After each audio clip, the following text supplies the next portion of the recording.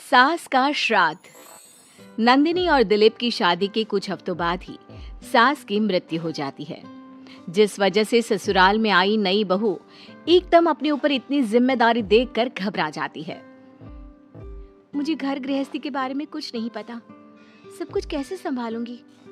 मैं तो किसी रिश्तेदार को ठीक से जानती तक नहीं। अगर कहीं कोई गलती हो गई तो लोग क्या कहेंगे? नंदिनी, तुम बेमतलब इतना टेंशन ले रही हो। घर में हम दोनों के अलावा कोई है नहीं।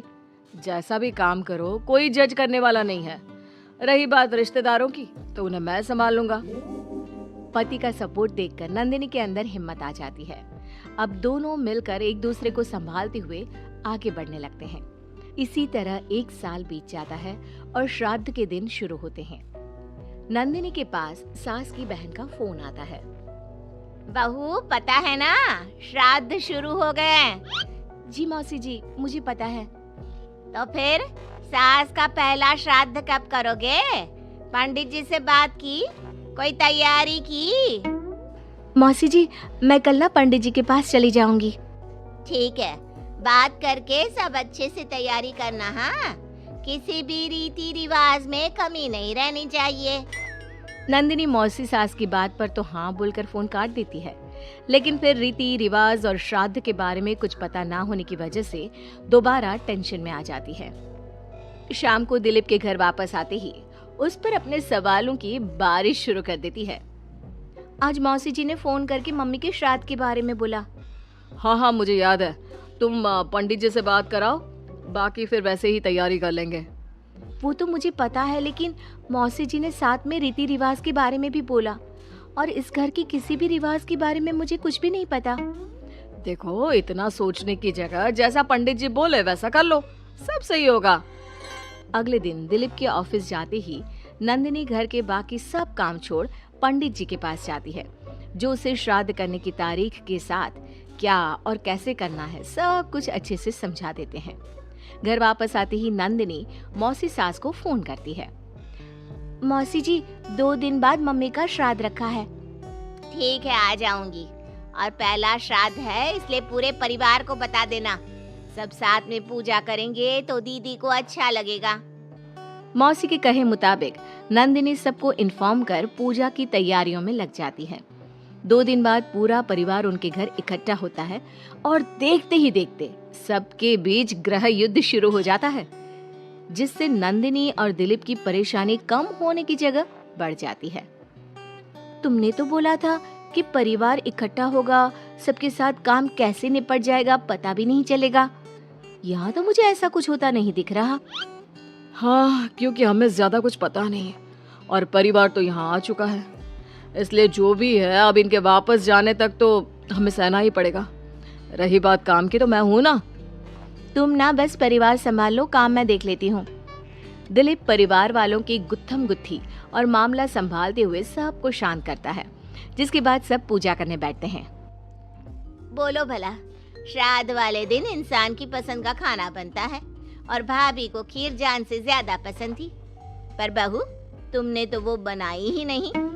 वो एक्चुअली मुझे खीर बनानी नहीं आती, कुछ खराब हो जाता तो बहुत नुकसान होता, इसलिए नहीं बनाई, लेकिन बाजार से मंगवाई है, कुछ देर में आ जाएगी। ऐसी तो आजकल की लड़कियां हैं जिन्हें सास की खुशी से ज्यादा नुकसान की चिंता है, जो खीर तक बाजार से मंगवाती है। मौसी जी, मम्मी की खुशी को याद रखते हुए नंदिनी ने खीर का ऑर्डर उनकी पसंदीदा मिठाई की दुकान पर दिया है। अरे बनाएगी नहीं तो सीखेगी कैसे? माफ करना मौसी जी, लेकिन आज पूरे परिवार का खाना बना है और ऐसे में प्रैक्टिस के चलते मैं इतने सारे लोगों के लिए खीर बनाती और अगर जरा भी गड़बड़ हो जाती तो बहुत खाने का नुकसान होता ना, जो अच्छा नहीं होता। नंदिनी की बात को इग्नोर करते हुए मौसी चुप हो जाती है, जिसके बाद सब पूजा करते हैं और कुछ देर बाद खाना खाने बैठते हैं, लेकिन उन्हें वहां भी शांति नहीं रहती। वो कभी खाने में कमी निकालना तो कभी किसी चीज की फरमाइश करना शुरू कर देते हैं। आखिर ये लोग माँ के श्राद्ध की पूजा के लिए आए हैं या बस ये गलत है, ये वैसा क्यों है, ये ऐसा क्यों नहीं, ये चाहिए वो अच्छा नहीं, ये सब बोलने के लिए? मुझे तो समझ में नहीं आ रहा, यहाँ श्राद्ध की पूजा हो रही है या इनकी पार्टी? जिस हिसाब से कमियां निकाल कर भी उंगलियां चाट चाट कर खा रहे हैं ना, इनकी तो पार्टी ही लग रही है। बस भगवान करे अब और कोई ड्रामा ना हो। दोनों पति पत्नी इसी उम्मीद के साथ मेहमानों को खाना परोसते रहते हैं। कुछ देर बाद ही मौसी सास का चिल्लाना शुरू हो जाता है। हे भगवान, सब इधर आओ। ये देखो, दीदी की तस्वीर के आगे रखी पूजा की पूड़ी पर चींटियां घूम रही हैं। बहू, तूने दीदी की मनपसंद खीर पूजा में नहीं रखी ना, इसीलिए नाराज हो गई हमारी दीदी। मौसी, आप सबके मन में इस तरह के अंधविश्वास मत भरो। अरे उन्होंने कुछ गलत नहीं बोला। पहले तेरी पत्नी ने घर आते ही हमारी भाभी को ऊपर पहुंचा दिया और अब उनकी आत्मा को भी शांति से नहीं रहने दे रही।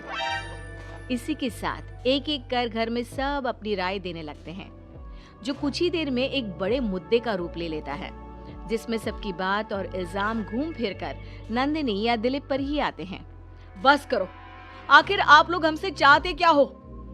खुद तो एक दिन भी लड़ाई किए या किसी पर इल्जाम लगाए बिना रह नहीं सकते, तो फिर किस हक से दूसरों को बुरा बोल रहे हो? वो बेचारी जिस दिन से इस घर में आई है सबको खुश करने की कोशिश करती रहती है, लेकिन आप सब उसे टारगेट करने के अलावा कुछ नहीं करते। मौसी जी, आप इतने विश्वास के साथ कैसे कह सकती हैं कि मम्मी नंदिनी से ही गुस्सा है, क्योंकि अभी आप लोगों की हरकतें भी कोई प्यार करने के लायक नहीं है। दिलीप को पहली बार इतने गुस्से में और चिल्लाते देख मौसी के साथ पूरा परिवार चुप हो जाता है। आप लोगों को मुझे जो बोलना है बोलिए, फर्क नहीं पड़ता, लेकिन प्लीज मम्मी के लिए मेरे या दिलीप के प्यार पर उंगली मत उठाइए। माफ करना पर यकीन नहीं होता, एक ही परिवार में लोगों के बीच इतनी कड़वाहट कैसे हो सकती है? सब एक दूसरे को नीचा दिखाने का मौका ढूंढते रहते हैं, सबको दूसरों में कमियां निकालनी है। क्यों? रही बात चींटियों की, तो बस वो तो पूड़ी पर रखी चीनी ले जा रही हैं। आखिर उन्हें भी तो अपने खाने का इंतजाम करना है। नंदिनी और दिलीप की बातें सुन परिवार में सन्नाटा छा जाता है। सबको अपनी गलती का एहसास होता है, लेकिन गलती ना मानने का गुरूर उन्हें आगे कुछ भी बोलने से रोकता है, जिसके चलते धीरे धीरे सब चुपचाप उठकर अपने घर जाने लगते हैं। अरे सारे कहाँ उठकर चल दिए? बेशर्मो, अब भी तुम्हारे अंदर इतनी शर्म नहीं आई कि एक सॉरी बोल दो? हमने बहू को न जाने कितना परेशान किया, फिर भी उसने पलटकर किसी को कुछ नहीं बोला। नंदिनी, हमें माफ करना। इस साल तो हमारी वजह से सब खराब हो गया, पर वादा करती हूँ अगले साल सब इस परिवार का नया रूप देखेंगे। फिर मैं भी वादा करती हूँ कि अगले साल सबको अपने हाथ की बनाई बढ़िया खीर खिलाऊंगी।